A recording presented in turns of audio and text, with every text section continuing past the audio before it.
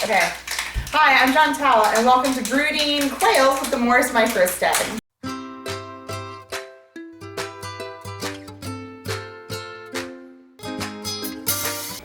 Hey guys, so today we're going down to the feed mill to hopefully get some baby quail. They're supposed to have them in today. I've been bugging them all week.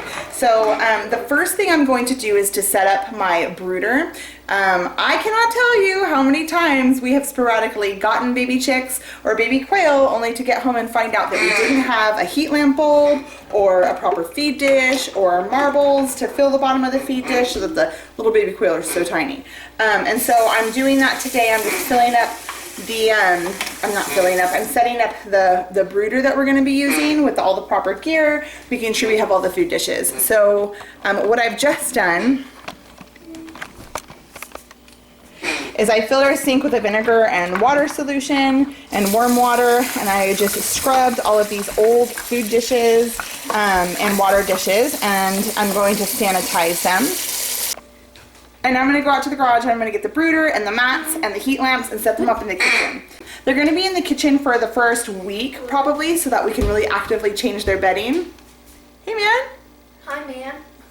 So we can really actively change their bedding and keep an eye on them because the quail are just a really fragile bird, especially as chicks.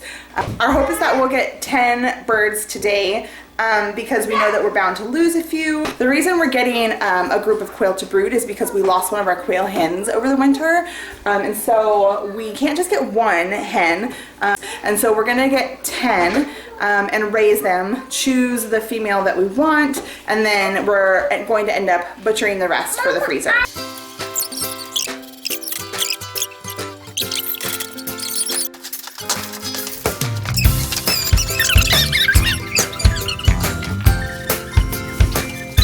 So today is the day. The day we set up our quail brooder. The feed store that was supposed to get the quail in didn't get the quail in, and I haven't heard back from them. We reached out to a local breeder and she let us know that I think it was yesterday or the day prior they hatched, and she moved them into the incubator yesterday, and so this afternoon we're going to pick them up. I wanted to share the finalized brooder so you know what is ready and prepared and checked before you bring your quail home. Okay, so this is a 45-gallon tote with the lid customized, however you would say that, I suppose. The lid altered with chicken wire on the top. We just cut out the center section and used zip ties to attach it. And then a heat lamp with a tested bulb. Hi, baby. A heat lamp with a tested bulb inside of there. Hopefully we'll find a spot where we can anchor it up, but in a pinch we have just set it directly on top of the chicken wire, especially when they're really, really tiny, and it's worked just fine for us without melting the plastic or anything like that. We have a grumpy baby. Okay, inside the brooder we have puppy pads for the first couple days until they get a little bit bigger, and that makes it really easy to swap out any like droppings, or like they tend to scratch out their food really, really quick. And so that's just much easier to clean up than the wood shavings, and they're so tiny that they tend to get lost in the wood shavings. And I think there's concerns for respiratory also with the wood shavings. Inside the brooder we have 2 dishes already set up, one with food, one with pebbles, and that will help them prevent from like drowning. Marbles are ideal. We didn't have any on hand, so we went and dug some up out of the yard and rinsed them, and we need to fill in that center section, I've just realized. But yeah, otherwise they will drown in the water. And also, if you put the top piece of the food dish on, like that has a centerpiece where you can screw it in, but they will dig into the container. They're so small, they will dig into the container and get trapped in the reservoir and die of suffocation. So you want to leave it kind of open like this, even though it is a little messy because they will scratch it out, but otherwise you risk putting them in danger. So this is the best setup we found. Oh, that's so cute! Her wings are so tiny. Super tiny. They just pile up on each other. Because you're gonna look at her head. Hi guys, so we just got back from the quail breeder, and oh my goodness, I just made a new best friend. She was amazing. She showed me all of her setup. I hung out in her garage for probably like half an hour. just like ogling all of her pretty like rare breed of quail. She has like all different colors, and she even hooked it up with some rare coloring, which I'm so excited because we mostly have like Tibetan, and we had one pharaoh marking, but she gave us some goldens and some falfies and some more pharaohs since we lost our pharaoh hen. So put them down. So I'm really excited, and we're going to go ahead and put them into the brooder now. Are we allowed to pet them? When they get a bit bigger, I'll let you guys like check them out. But when they're little like this, it's not as much. So we still I think we might have one with a bad leg. get most of Penelope's books away, but she just needs to. Can you guys all step back? Okay, hold on, sweetheart. Give me a second. Okay. So there they are. They are all set up in here. One thing I did not mention, I see, is that we do blend the food into a fine powder. We blend their food into a fine powder because they're such a small bird when they're babies. Hi, babe. Hi. That they do require a really like fine grain. So we actually have to run it through the blender, and that's what we feed them until they're probably like a week old. Okay, our little quails are all settled in and happy, and everybody's eating and drinking, and I wanted to share why why quail in an urban homestead space. We have quail for meat and also for their eggs, to supplement our chickens' eggs, which is really wonderful. I've shared a little bit on Instagram why quail eggs are so just absolutely lovely. They're higher in protein, they're higher in vitamin B, lots and lots of really awesome benefits. And also there was a study done that showed that mice who had an increased sensitivity to peanuts, like a scientifically produced sensitivity to peanuts, should reduce sensitivity to peanuts after consuming quail eggs, which I thought was really cool. So there is some like food allergy coolness in there, and a lot of people who can't eat eggs can eat quail eggs, so that's pretty cool. Also, they're just a very productive bird. They lay 300 eggs a year. Again, they're not as big as a chicken egg. It takes about 4 to 5 quail eggs to make one chicken egg. And that's why I use them a lot of times for filler eggs. Like if I'm making scrambled eggs, I'll just dump the rest of the quail egg into my scrambled egg batch or my frittata or my fried rice or whatever I make it. Or if I'm baking, maybe I want to like make it a little more moist since we're gluten-free baking, so I'll add a couple quail eggs in there, something like that.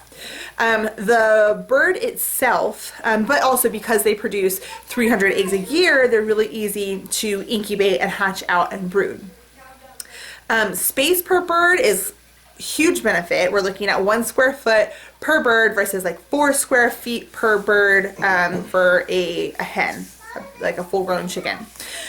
So we have a 4x6 run. We have 1 breeding family, which is 1 male and 4 to 5 hens. We have 4 hens right now. And we're about to add another breeding set or breeding family into that run. We'll have the 2 breeding families going. And because they lay so prolifically, we can hatch out, what were we hatching out? Like 35 eggs in a week or something like that? Yeah, because you can keep the eggs for 7 days. So if you get 5 a day, you can do 35. Okay, so when we had 5 hens, we were getting 5 eggs a day. That was like 35 eggs in a week because you can hold those eggs for 7 days before you incubate them. And then we can hatch out 35 quail. Also, because they don't get very big, their turnaround time is so quick. You're looking at 6 to 8 weeks from hatch to butcher, and the butcher is just like such an easy process, and it just takes minutes. It can be done in an evening's chore.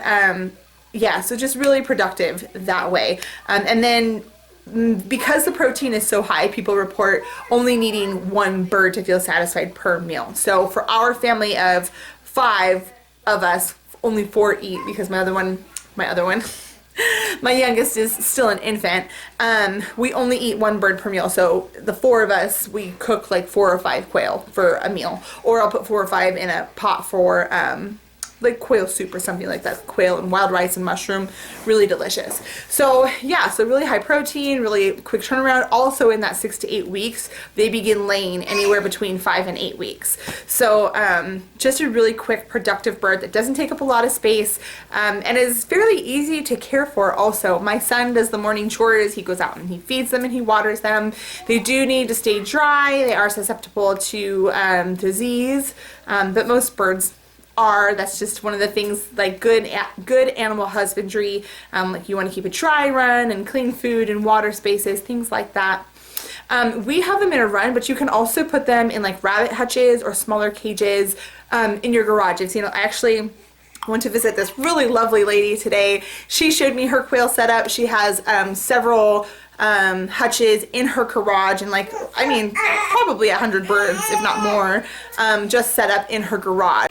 She probably had like 10 hutches in her garage with various stages of grown out birds or brooders or like gene breeding projects going on. And so another thing is we can brood and brood to butcher all in a 45-gallon tote. So that tote that I showed you that we're brooding them in, we can actually grow them to their entirety in that tote. So we would like to have a station outside where we can transfer the birds, because if I'm growing my own meat, I want to do it in the way that's most sustainable, but we're still learning and kind of like fidgeting with that process. So yeah, super wonderful urban homestead animal. We have Caturnix quail. I don't know if I've mentioned that in the past. I think they're probably the most popular breed that I've seen. I don't know. I mean, I'm gonna go ahead and say that with some confidence. Yeah, I think they're like the most popular bird. There are like the bob whites and a few others, but the California quail, those are the ones that you normally would see wild with a little like feather. Anyways, I think that's all. If you guys have more quail questions or quail advice, I'm always learning and open to experience. Please share down in the comments. Give us a thumbs up if you like this video. Don't forget to subscribe to our channel. Thank you guys, and thank you guys, and happy homesteading. God bless. See you next time.